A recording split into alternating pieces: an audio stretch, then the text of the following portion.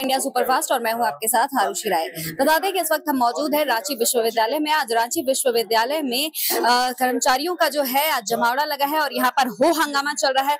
आइए हम यहाँ हमारे साथ कुछ लोग मौजूद हैं, हम जानते हैं किस चीज को लेकर जो है आज यहाँ पर हो हंगामा चल रहा है। देखिए मैडम, पिछले 5 दिनों से हम लोग राजभवन के समीप विश्वविद्यालय के खिलाफ धरना पे बैठे हुए हैं। विश्वविद्यालय ने एक फरमान जारी किया था कोर्ट के हवाले देते हुए। WPC कुछ संख्या है जो हम आपको उसका लेटर उपलब्ध करा देंगे, आप अपने चैनल पर वो दे सकते हैं।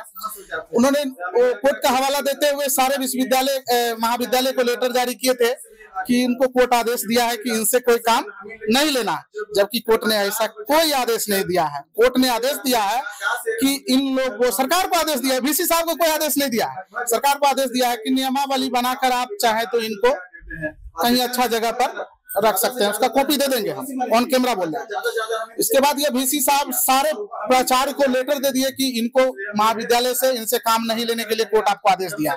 सारे महाविद्यालय के प्राचार्य डर गए। भाई कोर्ट का आदेश है तो कोई भी प्राचार्य डर जाएगा कि कोर्ट ने आदेश दे दिया है तो हम क्यों इनसे काम ले। इसीलिए सारे लोग यहाँ पर जो है कर्मचारी, तृतीय घर पर चतुर्थ वर्ग के कर्मचारी बेरोजगार हो गए, जिसको लेकर हम लोग राजभवन के समीप धरना बैठे हुए थे। तो आज देवेंद्र नाथ महतो जी वहाँ पे पहुंचे, उन्होंने वार्ता के लिए एप्लीकेशन दिए हुए थे। यहाँ पे वार्ता के लिए सारे कर्मचारियों को लेकर यहाँ पर आए, लेकिन यहाँ पर जो है VC साहब उपस्थित नहीं है। उनको जबकि जानकारी था कि ये लोग आएंगे वार्ता करने के लिए, क्योंकि वो गलत आदमी है, वो सही आदमी थोड़ी है। सही आदमी रहते तो सामने सामने फेस करते। अगर हम गलत नहीं रहेंगे तो हम तो सामने से फेस करेंगे। गलत व्यक्ति है जो तरह तरह का जाली बना कर सब जाली लोगों को भरते जा रहा है। पिछले 15 साल 20 साल से लोग जो काम कर रहा है उस व्यक्ति को भगाया जा रहा है। क्या झारखंड राज्य में यही सब होगा? झारखंड अब जग चुका है। झारखंड को लड़के जिस प्रकार से बिहार से सारे लोग आजाद कराए थे, ठीक उसी प्रकार इस VC से भी जो है हम लोग लड़कर अपनी जो 15 साल 20 साल की जो नौकरी है उसको बचाएंगे। इसके लिए हम लोग माननीय हेमंत सोरेन जी से निवेदन करते हैं आपके चैनल के माध्यम से, सर आप इस VC के जांच करवा लीजिए। ED से भी, CBI से भी निवेदन करते हैं कि VC का जांच करवा लीजिए। कई बार पेपर में, बड़ा चैनलों में, अखबार में, न्यूज में, सब में चला था कि VC पर कई गंभीर आरोप लग चुके हैं, पूर्व में भी लग चुका है। इसके बावजूद इनको जांच क्यों में हो रहा है? अभी 3 दिन 4 दिन पहले कई कॉलेजों में लोगों को बहाली कर दिए गए, कोई नोटिफिकेशन जारी नहीं हुआ था बहाली का, अचानक ये VC के द्वारा बहाली कर दिया गया है। क्या यह सब जायज है? आपके चैनल से हम मांग करते हैं इनकी जांच हो और जो दोषी हो उस पर ऐसी कार्रवाई हो कि झारखंड में ऐसा कदम उठाने वाला कोई दूसरा ना मिले।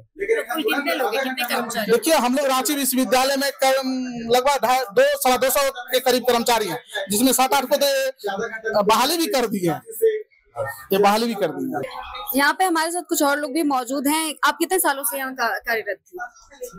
करीब 18 सालों से। 18 सालों से बिना किसी नोटिस के आपको निकाला गया? हाँ, ये सूचना आया है कि ये कोर्ट का आदेश था और वैसा कुछ कोर्ट का जो आप वो आदेश है जिसका नंबर अभी आपको दिखा सकते हैं, उस पर ऐसा कोई आदेश नहीं है। एक्चुअली वो केस था समायोजन के लिए जो सेकेंड बेंच में गया और वो फिर वो केस खत्म हो गया। उसका हवाला देते हुए VC साहब ये आदेश जारी किए हैं कि आप लोग 1 अप्रैल से स्वतः समाप्त हो जाएंगे। हम लोग 18 से 20 साल से यहाँ पे नौकरी दिए, सेवा दिए। ये मेरा कोई निजी काम तो नहीं था, ये राज्य सरकार का काम था, छात्र हित में काम किए। और आज ये कहीं ना कहीं ये कॉलेज, यूनिवर्सिटी सभी को इससे बेनिफिट हुआ है, बच्चों को बेनिफिट हुआ है। ऐसे गरीब परिवार के बच्चे जो यहाँ रांची झारखंड में क्या स्थिति है आप जानते हैं कि यहाँ पे लोग रोजी रोजगार के लिए मजदूरी करते हैं। वैसे बच्चे जो बहुत कम फीस में भी यहाँ पे पढ़ाई कर सकते हैं, एजुकेटेड हो सकते हैं, जो 2000-2200 रुपया फीस देते हैं साल भर का, 2 साल का, और उसमें वो इंटरमीडिएट का पढ़ाई उसका कंप्लीट हो जाता है। अभी संत जेवियर कॉलेज है, किसी दूसरे कॉलेज को ले लीजिए तो वहाँ लगभग 30,000 रुपया फीस है 1 साल का। क्या आप सोचिए कि इस तरह से कॉलेज में इंटरमीडिएट बंद कर दिया गया तो क्या इससे बेनिफिट हुआ है स्टूडेंट को? कहीं नहीं। या किसी परिवार के बच्चे को पढ़े। आप क्या कर रहे हैं समाज में? आप गुंडागर्दी बढ़ा रहे हैं, आप निरक्षरता बढ़ा रहे हैं, ना कि NEP बढ़ा रहे हैं। NEP ये नहीं कहता है कि इंटरमीडिएट को बंद कर दे, आप स्टूडेंट को पढ़ाने के लिए मैपिंग कीजिए +2 में, और जो लोग वहाँ सेवा दे रहे हैं उन लोग को भी उनके साथ मैपिंग कीजिए, क्योंकि हम लोग का 18 साल 20 साल का अनुभव है उस कॉलेज में काम करने का। हम लोग सरकार से गुहार लगाए तो सरकार में भी ये मन में ये चला कि नहीं हम लोग यहाँ के नहीं है, हम लोग बाहरी हैं। हम लोग को हमारे दादा परदादा सब इसी जगह जन्मे, यहीं पे मरे। हम यही झारखंड के हैं। हम लोग का 1914 के यहाँ का खतियान दिखा सकते हैं हम। तो फिर बाहरी शब्द क्यों आया? ये बाहरी शब्द सरकार की तरफ से भी सुनने के लिए मिला कि हम लोग वहां पे भी गुहार लगाए, वहां पे भी गए, तो इस तरह का वहां से समस्या आया कि ये बाहरी लोग हैं, इन लोग को इस तरह का सेवा कैसे हम लोग समायोजन करें। यहाँ का लोकल लोग हो तो फिर हम लोग अस्थायी कुछ कर सकते हैं, लेकिन ऐसा कुछ नहीं है। हम लोग यही के अस्थायी निवासी है, हम लोग अब कहाँ जाए। अचानक से आप ही सोचिए कि हमारे साथ देखिए इतने बूढ़े बुजुर्ग आदमी हैं जो इतना साल सेवा दिए हैं, इनका 24-25 साल होने चला है। अभी सोचिए कि अब ये अचानक इस एज में अगर इनको बाहर भेज देते हैं अचानक से, तो ये क्या प्राइवेट में भी कहीं इनको नौकरी नहीं मिलने वाला है। यहाँ पे किसी दुकान में भी काम करेंगे तो इनका उम्र को देखते हुए इनको बोलेंगे ये तो कर ही नहीं सकते हैं कुछ काम। ऐसे में क्या करे, जहर खा के मरे। इनके ऊपर जो परिवार है इसके पीछे, वो क्या करे, वो भी जहर खा के मरे। यही स्थिति आप ला दिए हैं। और आज देखिए यहाँ पे हमारे साथ और लोग भी मौजूद है। कितने साल से आप यहाँ पे कार्यरत हैं? हम लोग 12-15 साल हो गई है।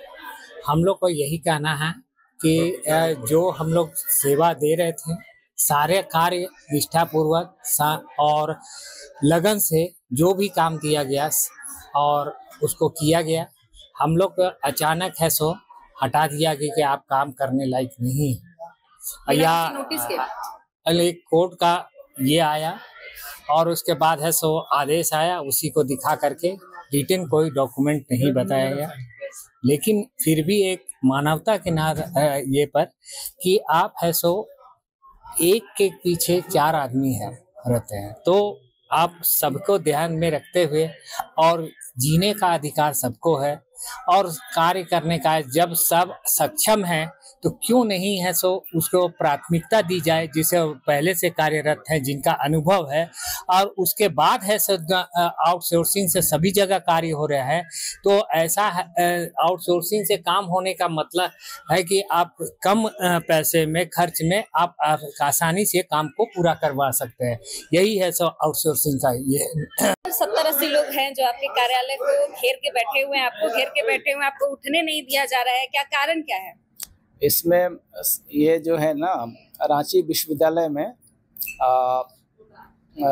जो पढ़ाई होती है डिग्री लेवल से लेकर के मास्टर डिग्री और पीएचडी तक का, तो ये लोग का समस्या है कि मैंने पहले कंस्टिट्यूएंट कॉलेज में इंटरमीडिएट का भी पढ़ाई होती थी, और अभी जो है इंटरमीडिएट का जो पढ़ाई है झारखंड एकेडमिक काउंसिल के अंतर्गत में आती है, और विश्वविद्यालय में जो पढ़ाई होती है डिग्री से लेकर के मास्टर डिग्री और पीएचडी की पढ़ाई होती है। तो ये अभी का जो सिचुएशन है कि जहाँ यूजीसी का जो गाइडलाइन है उसमें है कि जहाँ पर डिग्री की पढ़ाई होती है वहाँ पर इंटरमीडिएट की पढ़ाई नहीं होना है।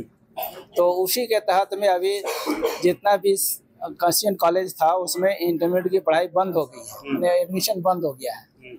और ये जो स्टाफ हैं वो सभी इंटरमीडिएट झारखंड एकेडमिक काउंसिल के द्वारा सर्टेन मानदेय पर ये लोग काम करते थे। तो ऑल ऑफ ए सडन ये मैंने पढ़ाई बंद हो जाने से ये लोग की समक्ष में रोजी रोटी की समस्या मैंने आ गई है। तो यही समस्या है, और इसमें जो है इसमें हम अपने स्तर से कोई डिसीजन नहीं ले सकते हैं। सर एक सवाल इसमें से निकल के सामने आ रहा है कि लगभग 200 स्टाफ है आपके कार्यालय में, ठीक है। उसके बाल बच्चा, उसके जो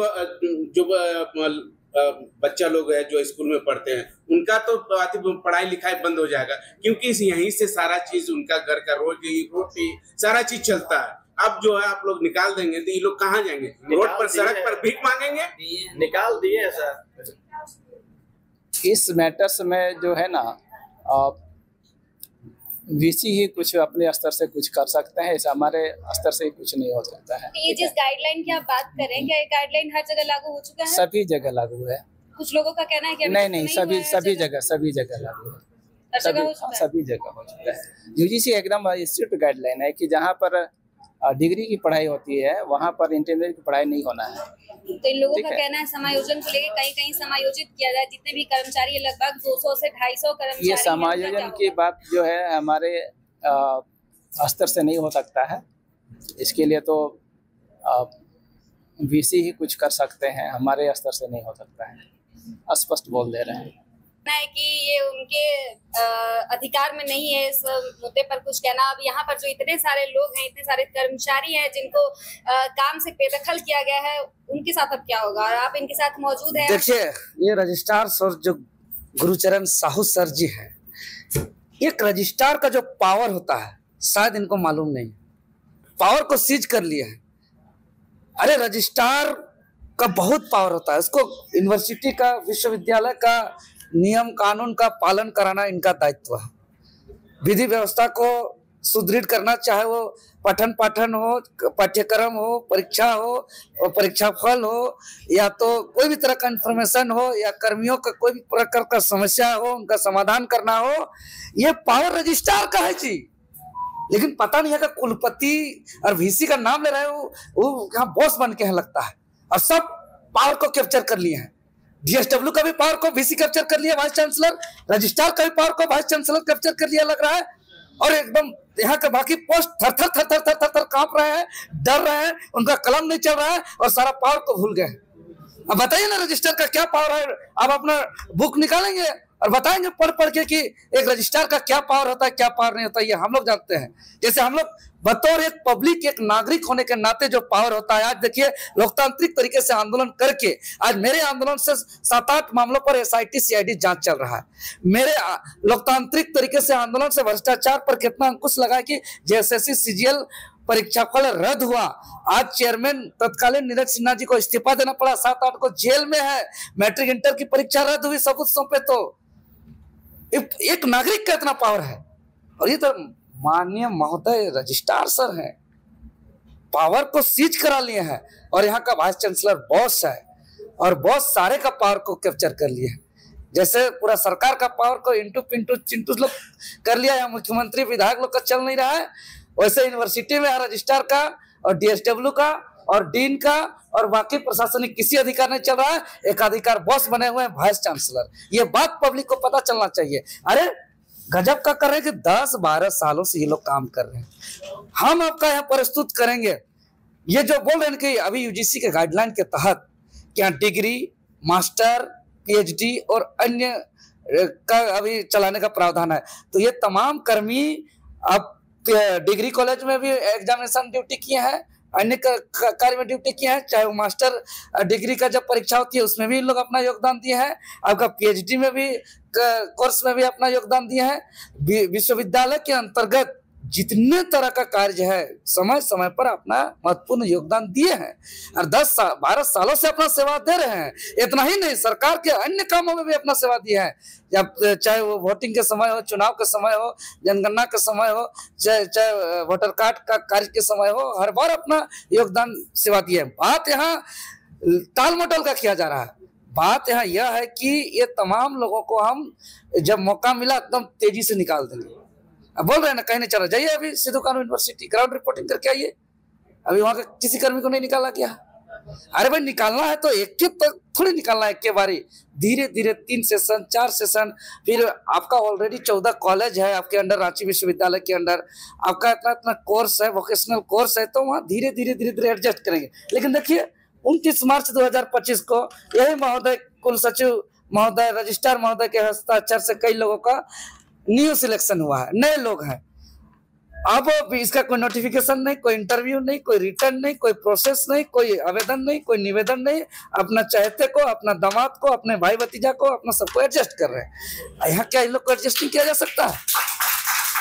सवाल यह है कि यहाँ बाकी लोगों को क्या एडजस्ट नहीं किया जा सकता? नहीं, लेकिन यहाँ के रजिस्ट्रार महोदय को चिंता नहीं है कि यहाँ का मात्र 200-250 आदमी जो मेरा यूनिवर्सिटी में इतना दिन तक अपना महत्वपूर्ण जीवन दिया, इनको चिंता नहीं है कि इनका बाल बच्चा का दशा क्या होगा, इनका पढ़ाई लिखाई कैसे होगा, इनका बाल बच्चा का शिक्षा कैसे मिलेगा, इन तमाम लोगों का बूढ़े माँ बाप का दवाई कहाँ से आएगा, उनका इलाज कैसे होगा, सब मर जाएंगे, जो भूख से मर जाएंगे।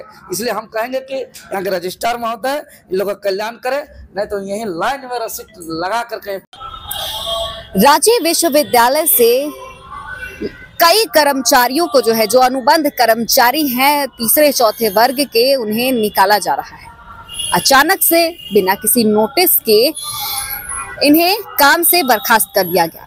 कर्मचारियों का कहना है कि हमें नोटिस नहीं दी गई, अचानक से कहा जा रहा है कि हमसे काम लेना बंद कर दे। कुछ का ये भी कहना है कि इन्हें जो अटेंडेंस रजिस्टर है वो तक इनसे छुपाया जा रहा है, इन्हें अटेंडेंस नहीं बनाने दिया जा रहा है। इनका कहना है कि प्रबंधन की ओर से ये कहा गया है कि हाई कोर्ट ने ये आदेश दिया है। हालांकि कर्मचारियों का कहना है कि हाई कोर्ट ने ऐसा कोई आदेश नहीं दिया है, काम से निकाल देना है ऐसा हाई कोर्ट ने नहीं कहा है।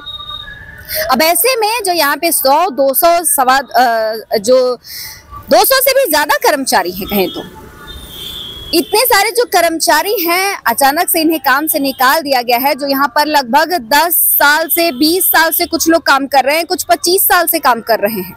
अब अचानक से ये लोग कहाँ जाएं, कहाँ नौकरी ढूंढे?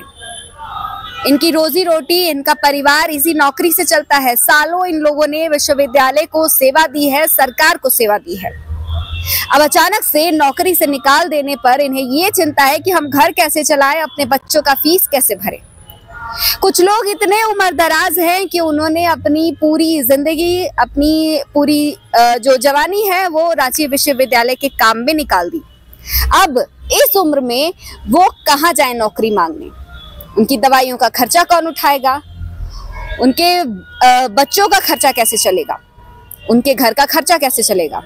अब ऐसे में ये जो यहाँ पे जितने भी कर्मचारी मौजूद हैं, हालांकि उनके समर्थन में छात्र नेता देवेंद्र नाथ महतो भी मौजूद हैं और कर्मचारियों के समर्थन में उतरे हैं और उनकी तरफ से वीसी से लड़ाई लड़ रहे हैं। बता दें कि आज यहाँ पर जितने भी कर्मचारी हैं वो वीसी से वार्ता के लिए आए थे और वीसी ने खुद बाकायदा इन्हें समय दिया था और बुलाया था, लेकिन वीसी जो है इन्हें यहाँ बुलाकर आज खुद नदारत है। ऐसे में सभी जो कर्मचारी हैं उन लोगों ने रजिस्ट्रार साहब को घेर के रखा है और रजिस्ट्रार को बैठा कर रखा है। जितने भी कर्मचारी हैं उनकी ये मांग है कि जो उन्हें नौकरी से हटाया गया है तो उन्हें कहीं ना कहीं किसी ना किसी काम में समायोजित किया जाए। बता दें कि इनके रहते भर में ही इनके पोस्ट पर दूसरे लोगों को जो है अपॉइंट भी किया जा रहा है। भर्ती भी शुरू हो चुकी है, अभी ठीक से इन लोगों ने काम छोड़ा भी नहीं है और भर्ती शुरू हो चुकी है इनके पोस्ट पर। ऐसे में कर्मचारियों का ये कहना है कि हमने सालों इस काम में अपनी सेवा दी है, विश्वविद्यालय को अपनी सेवा दी है, सरकार को सेवा दिया है, तो इनकी ये मांग है कि इन्हें काम से इस तरह से ना निकाला जाए, बल्कि कहीं ना कहीं इन्हें किसी ना किसी काम में समायोजित किया जाए। और ऐसी तमाम खबरों के लिए बने रहिएगा इंडिया सुपरफास्ट के साथ। मैं आरुषि राय, नमस्कार।